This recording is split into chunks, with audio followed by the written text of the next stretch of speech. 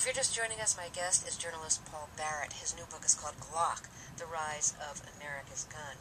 And Barrett is assistant managing editor and senior feature writer at Bloomberg Businessweek. So we were talking about how the salesman, Carl Walter, introduced, kind of sold the Glock to America. And the Glock was made in Austria. The Austrian army had been using it, but it was new to America in the 80s. So one of the things that Carl Walter does to help sell the gun to law enforcement agencies is to give police departments really big discounts on their purchases of the Glock. How did that work? Why did he do it? Right. Walter's savvy was crucial to Glock breaking into the American market. He gave Gaston Glock, his employer, several important pieces of advice. First of all, the gun is manufactured very efficiently at the factory. The factory is built brand new to make this gun. So Glock has very, very high profit margins. Gaston Glock was inclined to sell it at a relatively low price, retail price in this country, and Carl Walter said, no, we're going to set the retail price relatively high. We don't want people to think this is a junk gun. We want them to think that this is a high-quality gun, and the price will indicate that. But then, when he went to police departments, he said, look, I'll give you a huge discount from the recommended retail price. Basically, you tell me what you can pay, you give me your old guns as trade-ins, and I'll outfit you with new Glocks. And this was smart, because the point was not to make an early profit on the police departments. The point was to get the police departments to adopt the gun, and that would give the gun credibility in the much larger, much more lucrative civilian market where you can charge full price and get your full profit margin. So this was Walter's very, very crafty strategy. One of the places that Walter wanted to sell the Glock was to the New York Police Department. There was a ban against the Glock in New York. Was that in New York City or the whole state? New York City, where the New York Police Department controls gun regulation. And this was an extraordinary situation because the police department did not ban a category of guns. It didn't say large capacity guns. It said Glock. This brand can't come into this city. Neither the cops nor civilians may own it. And so Why? in 8680... Why did they single out the Glock? This was related to this plastic pistol controversy, the idea that the Glock was going to become the hijacker special, that only a diabolical criminal would want this mysterious plastic gun that could hold so many rounds. In New York, this was taken to the extreme of a flat-out ban.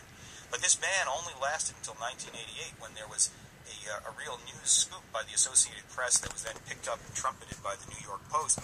It turned out that while everyone in the city was banned from having the Glock, the top cop in the city, the police commissioner himself, was carrying a Glock under his suit coat.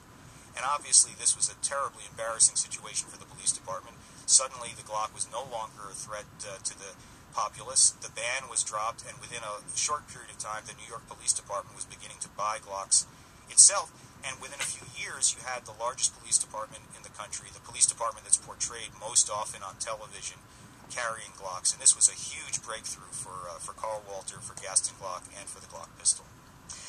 Okay, so Carl Walter does a great job in selling the gun, but there's another guy who helps sell the gun, and his name is Rick Washburn, and he had a company that supplied everything from swords, daggers, shields, guns, bombs, for theater, opera, ballet, movie, and TV that needed violence on stage or on screen. We love our weapons, yeah, and Rick Washburn is the guy who picks out the right weapon and puts it in the hands of the actor. He runs this very well-known prop shop here in New York. He's basically the East Coast go-to guy for both television and movies, and he became aware of the Glock because Carl Walter made a point of bringing it to his attention. He was skeptical of the Glock as a weapon because Rick Washburn knows weapons for real, not just theatrical guns. But he was won over to the Glock and its practicality and functionality. And in 1990, he began putting the Glock in the hands of secondary characters on television. The first show he put it in was called The Equalizer, a CBS show that was quite popular in its day. And thereafter, he began putting it in the hands of police officers in Law and Order, the great police procedural show that dominated that genre in the 1990s. And characters like Rick were crucial in spreading the gospel about the Glock. And the fascinating thing was, Glock didn't even have to pay him to do it. Rick did it because this was realistic. He wanted his clients, the movie makers and television directors, to be on the cutting edge, and so he just put the Glock up there on the screen. How often has the Glock been name-checked in rap lyrics? Oh my, you couldn't count. I mean, the Glock was adopted very early on by some of the biggest names, Tupac Shakur, Dr. Dre.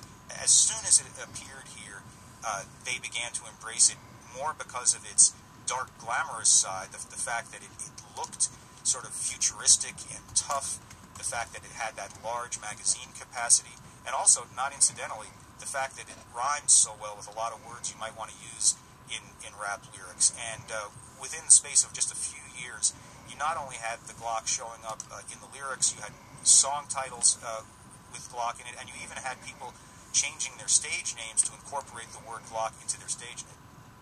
Was Tupac killed by a Glock? Yes, he was. 40 caliber when he was rubbed out in Las Vegas. Of course, we don't know who pulled the trigger. No one was ever convicted. Right. So we've talked about some of the ways that the Glock was sold. Another way is that Carl Walter, and you've referred to this a little bit, he used to take the clients he was trying to woo, to sell to a famous adult entertainment club in Atlanta called the Gold Club. Right. You describe it in the book as the city's best-known venue for exotic dancing and allied entertainment. Yeah, well, I mean, the Gold Club was a place of many pleasures. It's now known, because it's been shut down for some years by the FBI, that there was a lot of drug traffic going on.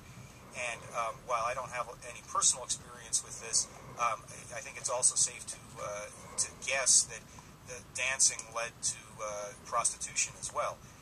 So all of these things were sort of the add-ons you would get if you were subject to Carl Walter's wooing, as you very accurately put it. And he was there every Thursday night with a large group of potential customers, so much so that Thursday nights in the late 80s, early 90s were known as Glock Night at the Gold Club. And you would see some of the dancers, at least for a period of time, wearing Glock shirts before they took the shirts off. And this became a real phenomenon. It was known throughout the industry, and Walter's ability to wrap Glock in that kind of sexy, dirty, slightly illegal reputation was a great advantage. And he hired one of the dancers, didn't he, to be like the model for the Glock Right. at one of the big gun shows? Absolutely. A woman named Sharon Dillon, who was one of the premier dancers of the day, well, he hired her to be the face of Glock at the so-called SHOT Show, which is the main event in the industry every year. He required Sharon Dillon to go through a 4-day training course so she would actually know something about guns, which she did, and my reporting showed that she actually was quite a good shot. He declined to tell the cops and federal agents who were training alongside her just exactly who she was. And so the rumors spread that she was some type of CIA bombshell operative, when in fact she was just Sharon Dillon, stripper from downtown.